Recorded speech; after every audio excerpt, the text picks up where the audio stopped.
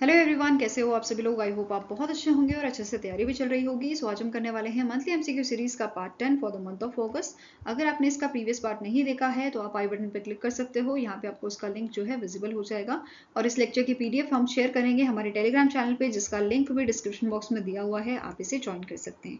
तो चलिए जल्दी से स्टार्ट करेंगे आज का लेक्चर। फर्स्ट आपका क्वेश्चन है, which among the following statement is correct with respect to the proposals approved by union cabinet in August 2024।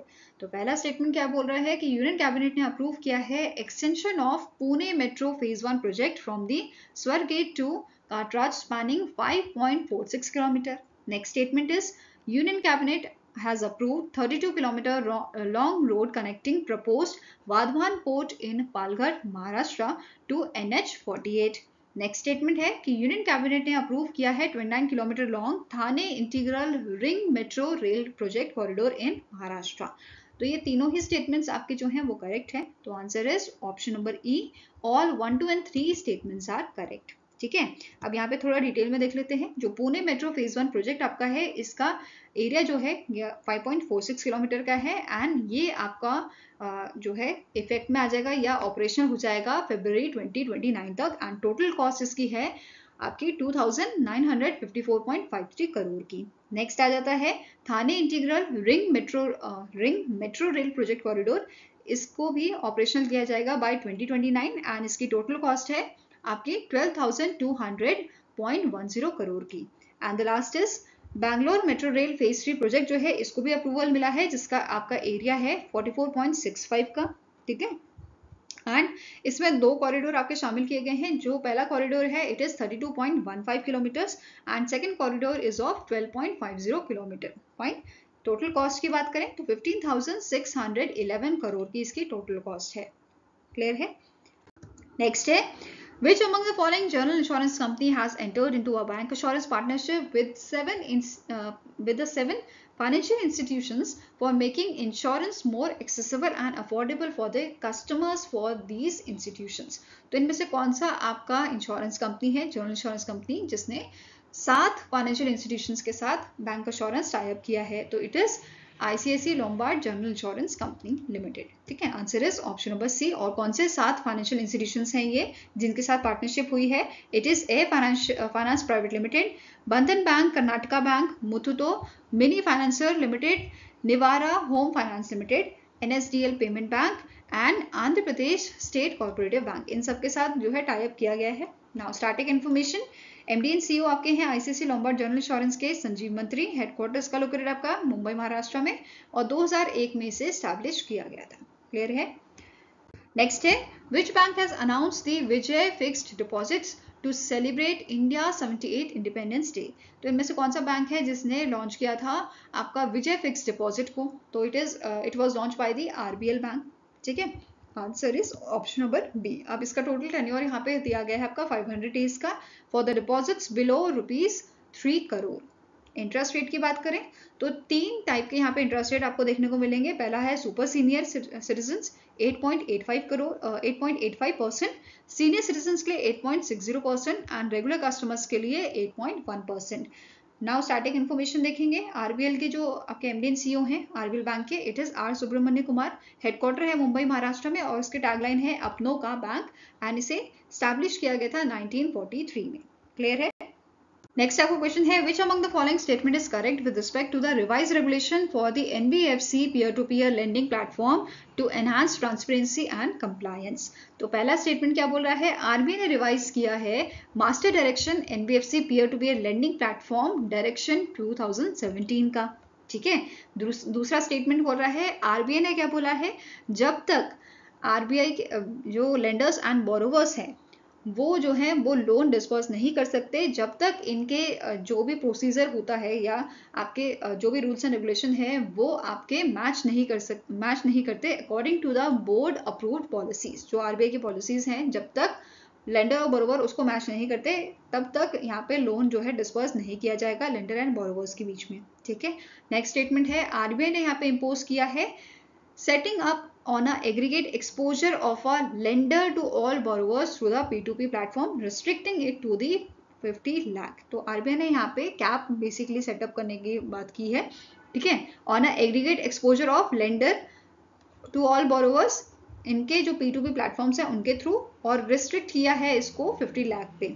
ठीक है, तो सारे ही स्टेटमेंट यहाँ पे करेक्ट है। आंसर आपका हो जाएगा all 1, 2 and 3 statements are correct. ठीक है, इसके अलावा की चेंजेस जो यहाँ पे आपके हुए हैं, तो पहला स्टेटमेंट क्या बोल रहा है, जो भी यहाँ पे फंड ट्रांसफर किया जाएगा पार्टिसिपेंट्स के बीच में ऑन दी P2P प्लेटफॉर्म, ये आपका होना चाहिए एस्क्रो अकाउंट मैकेनिज्म के through which is operated by the bank promoted trustee. ठीक है, सेकंड स्टेटमेंट बोल रहा है कि मिनिमम 2 एस्क्रो अकाउंट यहाँ पे होने चाहिए।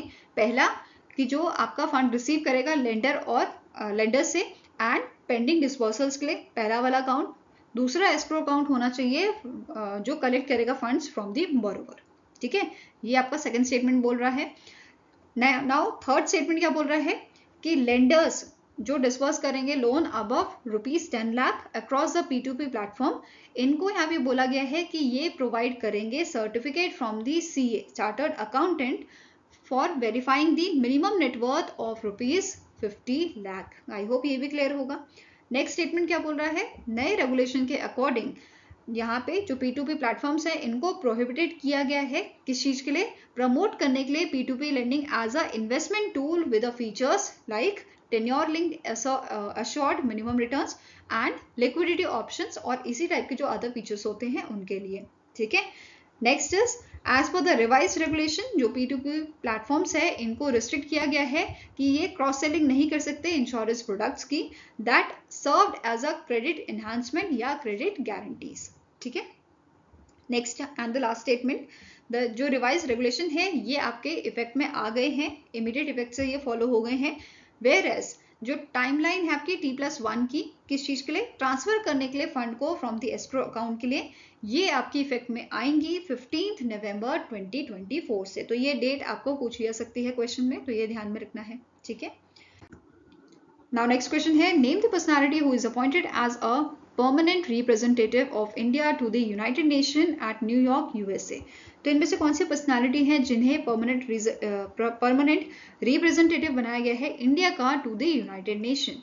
इट इज इनका नाम है आपका पर्वथानेन हर्ष। ठीक है, क्या नाम है इनका, पर्वथानेनी हर्ष, और इनसे पहले इस पोजीशन पे रुचिका काम्बोज जी थी।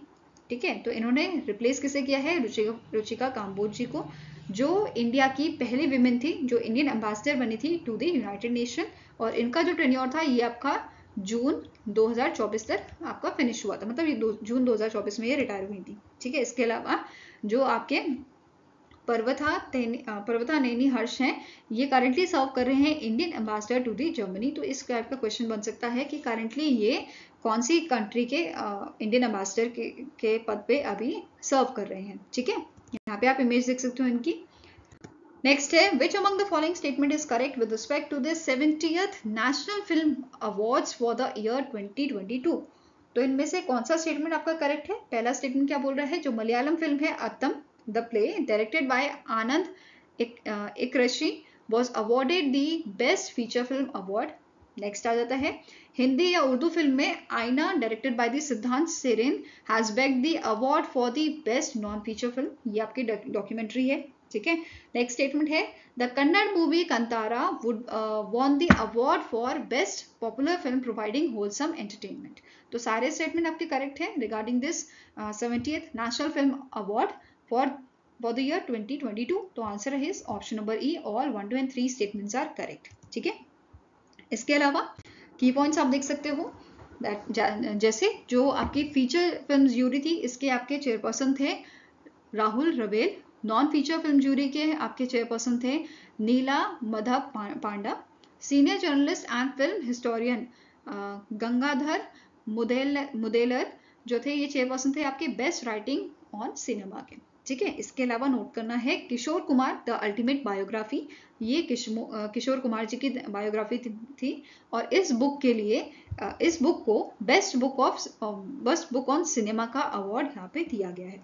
ठीक है, बेस्ट क्रिटिक अवार्ड दिया गया है आपका दीपक दुआ को जो फिल्म क्रिटिक हैं, एंड इनको 2022 में जो नेशनल फिल्म अवार्ड है इसका बेस्ट क्रिटिक अवार्ड दिया गया है। इसके अलावा हिंदी या बॉलीवुड जो मूवी थी आपकी ब्रह्मास्त्र पार्ट 1 शिवा, इसे 3 अवार्ड मिले हैं, best film in animation, visual effects, gaming and comic, best male playback singer and best music direction का। इसके अलावा जो तमिल फिल्म थी आपकी पोनियन सेल्वन 1, इसको 4 अवार्ड मिले हैं, best cinematography, best sound design, best music direction and best feature film in Tamil. ठीक है, यहाँ पे आप सारे ही अवार्ड देख सकते हो, कौन कौन सी मूवी को कौन सा अवार्ड मिला है, या कौन से आपके डायरेक्टर को अवार्ड मिला है, किस चीज में मिला है, ये सब यहाँ पे मेंशन किया गया है। किसको स्वर्ण कमल दिया गया है, ठीक है, या कौन सी अवार्डी को आपका रजत कमल मिला है, इस सब की पूरी डिटेल यहाँ पे मैंने ऐड की हुई है। इसके पूरे विनर्स जो हैं वो यहाँ पे ऐड किए हुए हैं, आप वीडियो पॉज करके इसे आराम से देख सकते हो। ठीक है,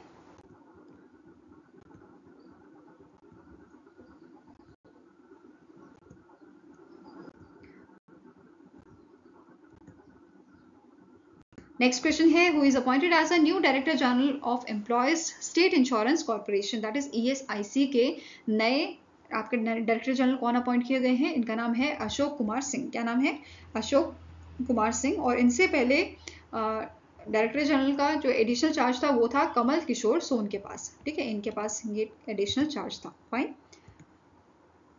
नेक्स्ट क्वेश्चन है, which country successfully launch its first low earth orbit synthetic aperture radar, that is SAR satellite recently in August। तो कौन सी कंट्री द्वारा इसको लॉन्च किया गया है? इट इज UAE ने इसको लॉन्च किया है। और यहाँ पे जो आपकी कंपनीज हैं, बयानत AI फ्लैग एंड AI या सैटेलाइट कम्युनिकेशन कंपनी, इन्होंने मेंबर बेसिकली पार्टनरशिप की थी ISI के साथ, ISI लिमिटेड के साथ, ताकि ये सक्सेसफुली लॉन्च कर सके UAE की फर्स्ट लो अर्थ ऑर्बिट सैटेलाइट को। ठीक है, नेक्स्ट क्वेश्चन है, name the former chief of army staff who recently in August passed away. तो इनमें से कौन से शख्स हैं जिनका रिसेंटली डेथ हुआ है and he has served as a chief of army staff. इनका नाम आपका है सुंदर रंजन पद्मभान। ठीक है, इनका नाम क्या है? सुंदर रंजन पद्मभान। यहाँ पे आप इनकी इमेज देख सकते हैं। ठीक है, अक्टूबर 2000 से दिसंबर 2002 तक इनका टेन्योर था। ठीक है, इनकी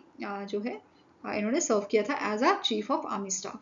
नाउ नेक्स्ट क्वेश्चन है, name the personality who has launch a book Gandhi and statesman of Bihar Nitish Kumar. तो इनमें से कौन सी पर्सनालिटी है जिन्होंने लॉन्च किया था इस बुक को? It is governor of Bihar Rajendra Vishwanath Arlekar. ठीक है, answer is option number D. और इस बुक के ऑथर आपके हैं the daughter of Nitish Kumar, जिनका नाम है संभवी चौधरी, एंड बिहार के रूरल वर्क्स डिपार्टमेंट के जो मिनिस्टर हैं अशोक चौधरी, इन दोनों ने इस बुक को को-ऑथर किया है and the book is published by the Prabhat Prakashan in new Delhi. ठीक है, यहाँ पे आप बुक देख सकते हो। नेक्स्ट क्वेश्चन है, सद्भावना दिवस या harmony day is annually observe across India on dash. तो सद्भावना डे हम जो है ऑब्जर्व करते हैं 20th ऑफ अगस्त को। ठीक है, इस दिन बेसिकली बर्थ एनिवर्सरी मनाई जाती है राजीव गांधी जी की, जो हमारे फॉर्मर प्राइम मिनिस्टर रह चुके हैं। और इस बार हमने इनकी 80th एनिवर्सरी जो है 80th एनिवर्सरी ऑब्जर्व की थी 2024 में। ठीक है, अब मुझे आप कमेंट सेक्शन में बताइए कि जो राजीव गांधी जी थे ये इंडिया के कौन से नंबर के प्राइम मिनिस्टर बने थे। ठीक है, नेक्स्ट क्वेश्चन है, as per the 2024 Hurun India most valuable family business which among the following family has secured the first rank. तो इंडिया में सबसे ज्यादा जो मोस्ट वैल्यूएबल फैमिली बिजनेस है वो कौन सी आपकी फैमिली का है? It is Ambani family. ठीक है, तो ये आपकी टॉप पे बनी हुई थी, which is followed by Bajaj family, इनकी वैल्यू है 7.12। देन कुमार मंगलम बिरला फैमिली, ये आपके 3rd नंबर पे थी। 4th में थी जिंदल फैमिली, 5th पे थी आपकी नाडर फैमिली। ठीक है, तो यहाँ पे जो है कंपनी भी देख सकते हो आप और इनकी वैल्यू भी देख सकते हो। ठीक है, इसके अलावा टॉप 5 विमेन लीडर्स कंपनी आपकी जो थी 2024 की, इट इज HCL टेक्नोलॉजी, रोशनी नाडर जी इसकी जो है आपकी हेड हैं। देन गोदरेज, निसाबा गोदरेज इसके जो है आपके हेड हैं। Then Manju D Gupta from Lupin. Next आ जाते हैं आपके Sushila Devi from JK cement and Mehar from the Thermax. Fine. Next is world mosquito day is annually observe across the globe on dash. तो वर्ल्ड मॉस्किटो डे हम ऑब्जर्व करते हैं 20th ऑफ अगस्त को। ठीक है, इस दिन 1897 में जो ब्रिटिश डॉक्टर थे सर रॉनाल्ड रॉस, इन्होंने डिस्कवर किया था कि जो मलेरिया है वो फीमेल मॉस्किटो के द्वारा जो है फैलाया जाता है इन दी ह्यूमंस। ठीक है, और इसी डिस्कवरी के लिए इन्हें 1902 में नोबेल प्राइज दिया गया था फॉर फिजियोलॉजी एंड और medicine for his work on malaria. ठीक है, यहाँ पे आप इनकी इमेज देख सकते हैं। और ये पहले ब्रिटेन के पर्सन बने थे जिनको नोबेल प्राइज दिया गया है इन अ मेडिसिन। ठीक है, अब इससे रिलेटेड आपके क्वेश्चन जो आ सकते हैं कि वर्ल्ड मलेरिया डे कब होता है, तो वर्ल्ड मलेरिया डे जो है हम इसे ऑब्जर्व करते हैं 25 अप्रैल को। और क्वेश्चन ये भी बन सकता है कि मलेरिया को एलिमिनेट करने का टारगेट ईयर कौन सा है, तो इट इज 2030। ठीक है, ये क्लियर है। नेक्स्ट है, which state government has launch a scheme मुख्यमंत्री मैया Samman Yojana for the women empowerment. तो इनमें से कौन सा स्टेट है जिसने इस स्कीम को लॉन्च किया है, मुख्यमंत्री मैया सम्मान स्कीम। तो इस स्कीम को लॉन्च करने वाला स्टेट आपका है झारखंड। झारखंड गवर्नमेंट ने इसे लॉन्च किया है और इस स्कीम के तहत महीने की 15 तारीख को जो विमेन्स हैं जिनकी एनुअल इनकम जो है, जो फैमिली की एनुअल इनकम जो है वो लेस देन आपकी 8 लाख है एंड इनकी एज 21 से 50 ईयर्स के बीच में है, इनको हर महीने की 15 तारीख को जो है 1000 जो अमाउंट है वो ट्रांसफर किया जाएगा इनके अकाउंट में। क्लियर है। Now next आपको क्वेश्चन है, dash company became the only Indian company featured in a Forbes Cloud 100 list 2024 while dash tops the list। तो रिसेंटली फोर्ब्स ने अपनी वर्ल्ड की top private cloud computing companies जो हैं इनकी एक रैंकिंग निकाली थी जिसमें 100 कंपनीज को शामिल किया था। ठीक है, इस लिस्ट में इंडिया की एक लौती कंपनी फीचर की गई थी जिसका नाम है रेजर पे, और इस लिस्ट को टॉप किया था ग्लोबल लेवल पे ओपन एआई ने। तो आंसर यहाँ पे आपका क्या है, it is option number B. ठीक है, ये याद रखना है and it was the 9th edition. तो एडिशन भी पूछ लिया जाता है, तो ये आपका 9th एडिशन था। क्लियर है। Now answer is option number B, Razorpay and OpenAI. अब रेजर पे जो है इसकी ग्लोबल रैंक आपकी 70th थी एंड रेजर पे इस लिस्ट में 3rd कंसेक्यूटिव टाइम जो है फीचर किया गया है। ठीक है, स्टैटिक इन्फॉर्मेशन की अगर बात करें तो रेजर पे के आपके सीईओ हैं हर्षल माथुर, हेडक्वार्टर है बेंगलुरु कर्नाटका में located and it is founded in the year 2014। Clear है। अब टॉप 5 कंपनीज की अगर हम बात करेंगे तो पहली कंपनी ओपन एआई है।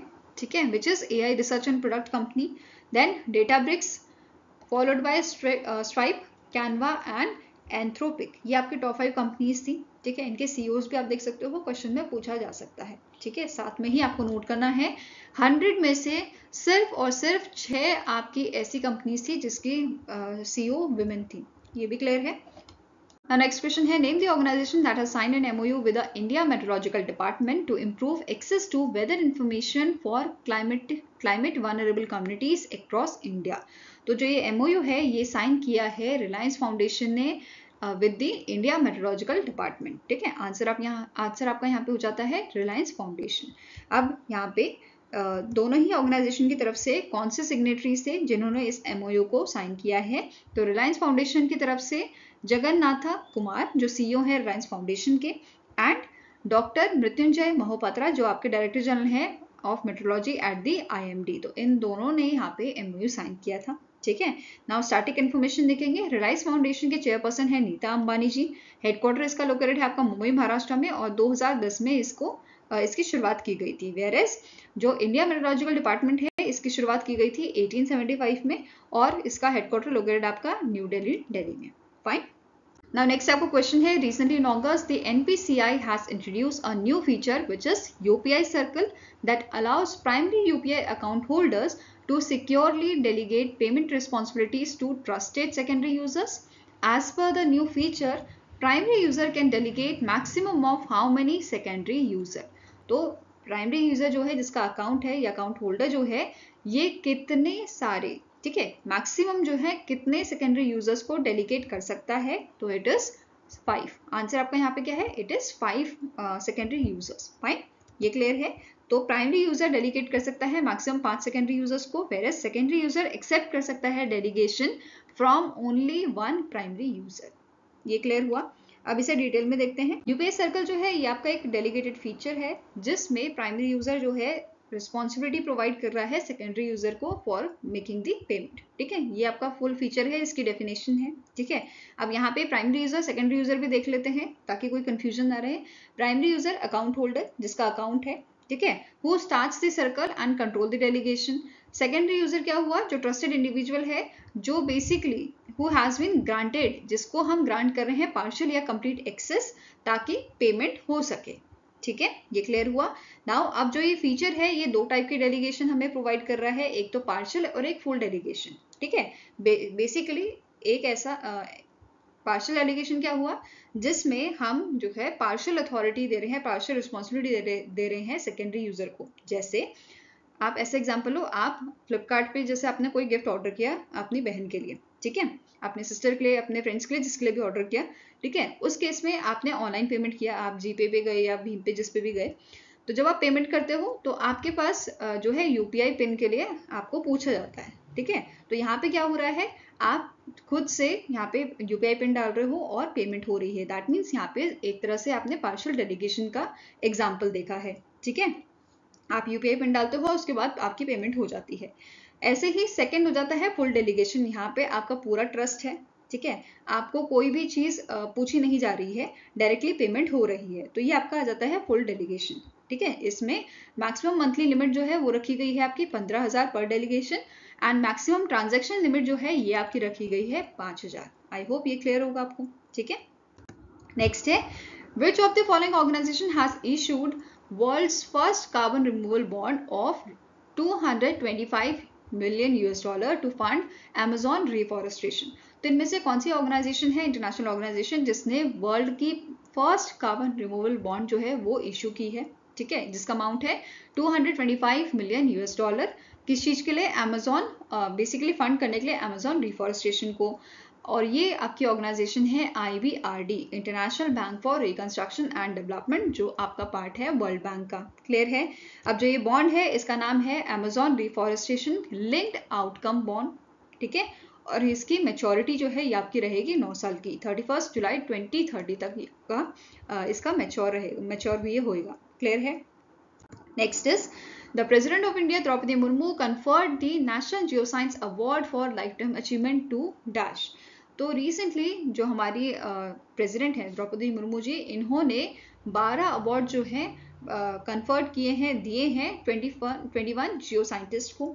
ठीक है, जिसमें से एक आपका अवार्ड है national geo science award for lifetime achievement, और ये दिया गया है प्रोफेसर धीरज मोहन बैनर्जी को। ठीक है, आंसर आपका यहाँ पे है, it is option number E. Now यहाँ पे आप जो है पूरी डिटेल देख सकते हो। National geo science award for lifetime achievement जो है ये प्रोफेसर धीरज मोहन बैनर्जी को दिया गया है। नेशनल यंग जियो साइंटिस्ट अवार्ड 2023 का दिया गया है आशुतोष पांडे जी को। ठीक है, ऐसे ही नेशनल जियो साइंस अवार्ड कौन सी कैटेगरी में, मिनरल डिस्कवरी एंड एक्सप्लोरेशन में, ये अवार्ड टीम वाइज दिया गया है, जिसमें जियोलॉजिकल सर्वे ऑफ इंडिया की टीम थी, जिसमें आपके जो पर्सन्स हैं जिनको अवार्ड दिया गया है, it is Abhishek Kumar Shukla, then Danira Stephen De Silva and Parshuram Behera, and the last is MN Praveen, जो डायरेक्टर है आपके। ठीक है, नेक्स्ट आपकी जो टीम थी, अगेन ये जियोलॉजिकल सर्वे ऑफ इंडिया की टीम थी, जिसमें संजय सिंह, शैलेंद्र कुमार, शशांक शेखर एंड केविन गुजो चेस जो है जियोलॉजिस्ट हैं, इनको यहाँ पे अवार्ड दिया गया है। अदर आपके यहाँ पे इंडिविजुअल अवार्ड थे, प्रवीण देवंगन को ये अवार्ड दिया गया है। Then category mining mineral beneficiation and sustainable mineral development में हर्ष कुमार वर्मा और प्रोफेसर मंगादोदी नरसिम्हा को ये अवार्ड दिया गया है। तो बाकी यहाँ पे आप अवार्ड देख सकते हैं वीडियो पॉज करके। ठीक है, नेक्स्ट है, who is appointed as the Secretary General of a Indian Ocean Rim Association Secretariat for a 3-year term starting from जनवरी 2025। तो इनमें से कौन से शख्स हैं जिनको सेक्रेटरी जनरल अपॉइंट किया गया है, next secretary general Indian Ocean Rim Association का, जिनका टेन्योर आपका 2025 से स्टार्ट होगा। तो इट इज, इनका नाम क्या है, संजीव रंजन। क्या नाम है इनका, संजीव रंजन, और करेंटली ये सर्व कर रहे हैं additional secretary and dean of a Sushma Swaraj institute of foreign services.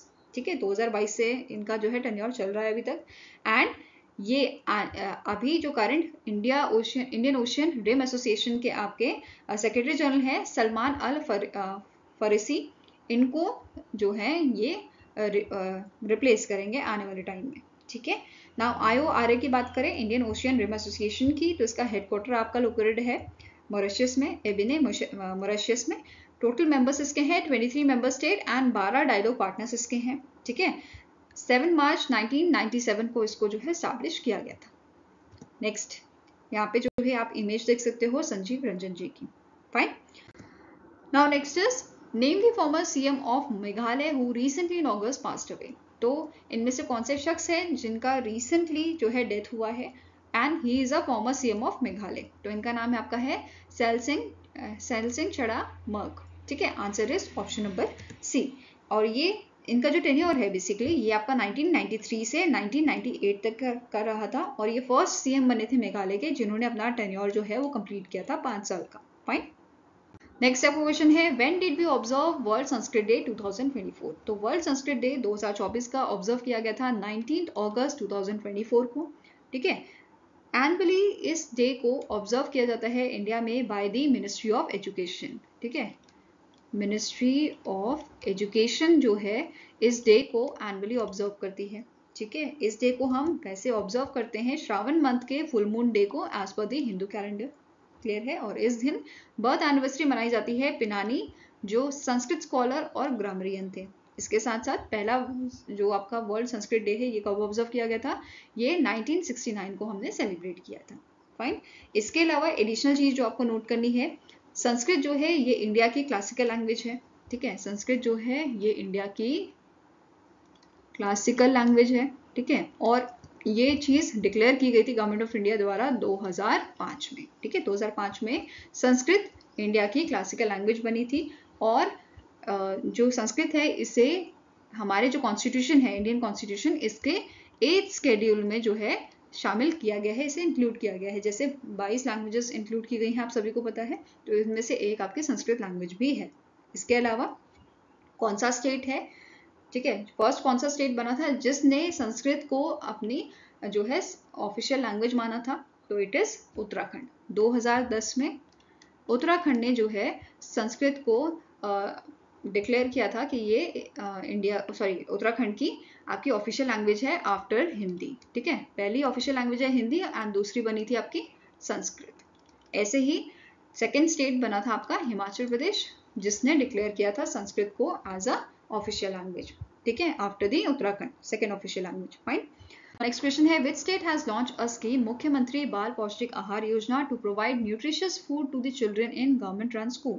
तो इस स्कीम को लॉन्च किया है हिमाचल प्रदेश की गवर्नमेंट ने। ठीक है, हिमाचल प्रदेश स्टेट गवर्नमेंट ने इसे लॉन्च किया है जिसका नाम है मुख्यमंत्री बाल पौष्टिक आहार योजना।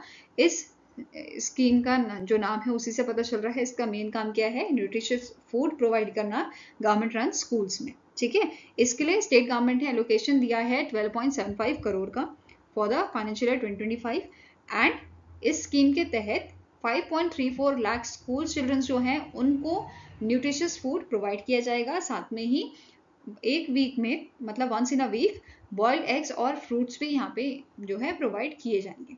ठीक है, नेक्स्ट है which country recently in August collaborated with the BRICS partners to launch a Center for Industrial Competence in cooperation with the United Nations Industrial Development Organization UNIDO to support the development of industrial skills and capabilities।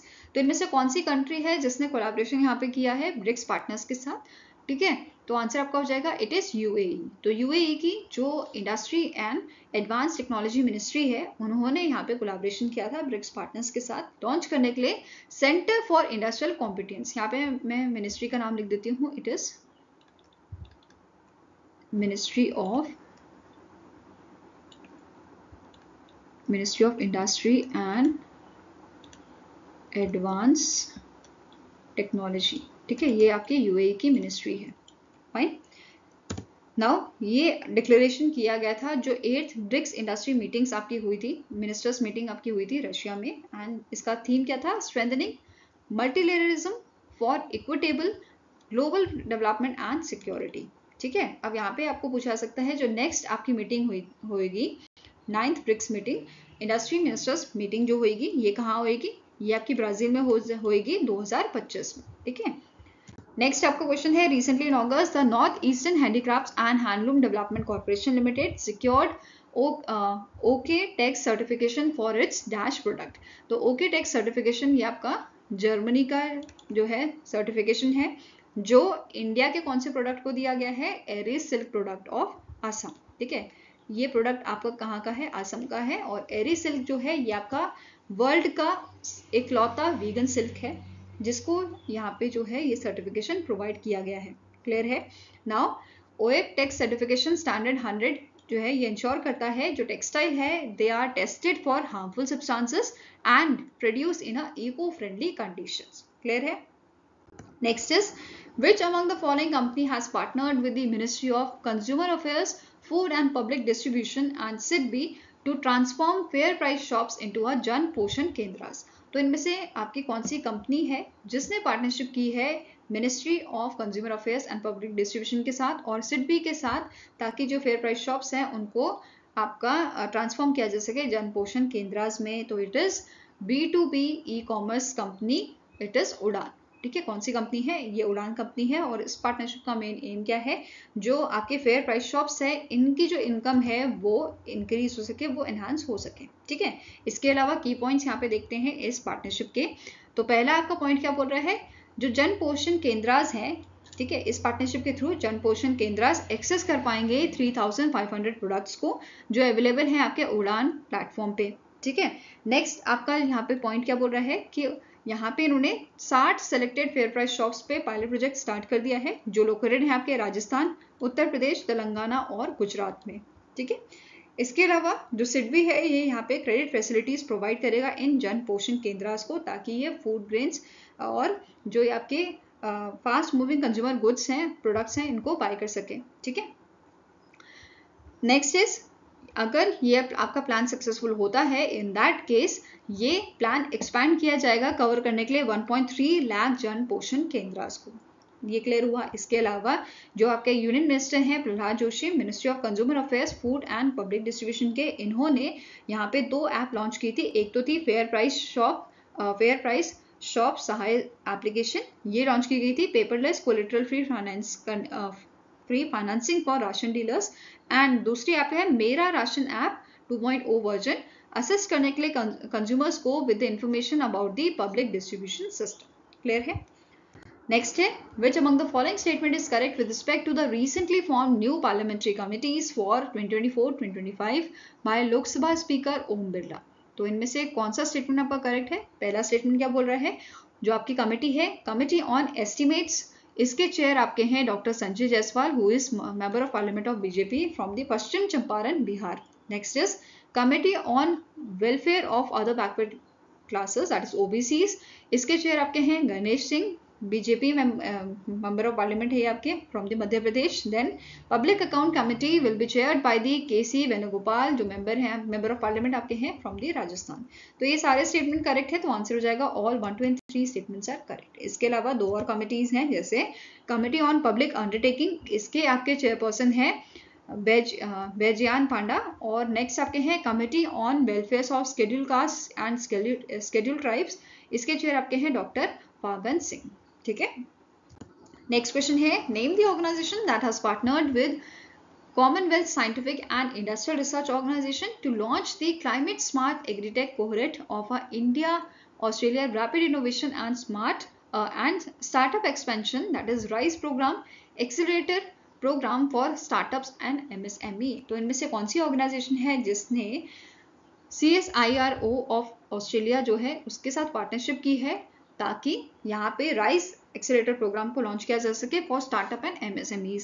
तो ये organisation है नीति आयोग की अटल innovation mission. ठीक है, नीति आयोग अटल innovation mission ने partnership की है CSIRO of Australia के साथ। ठीक है, इसका मेन एम क्या है कि यहाँ पे जो एडवांस टेक्नोलॉजीज है उनको यूज किया जाए एड्रेस करने के लिए climate challenges in agriculture field and promote करने के लिए क्रॉस बॉर्डर इनोवेशंस को। अब जो ये आपका प्रोग्राम है राइज एक्सीलरेटर प्रोग्राम, इसकी शुरुआत की जाएगी अक्टूबर 2024 में और ये आपका 9 महीने तक चलेगा। ठीक है, साथ में ही इस प्रोग्राम के तहत जो सेलेक्टेड आपके स्मॉल एंड मीडियम एंटरप्राइजेस हैं एंड स्टार्टअप्स जो हैं, they will also be eligible up to ₹45 lakhs in non equity grant. ठीक है, ये इसके लिए एलिजिबल होंगे। फाइन।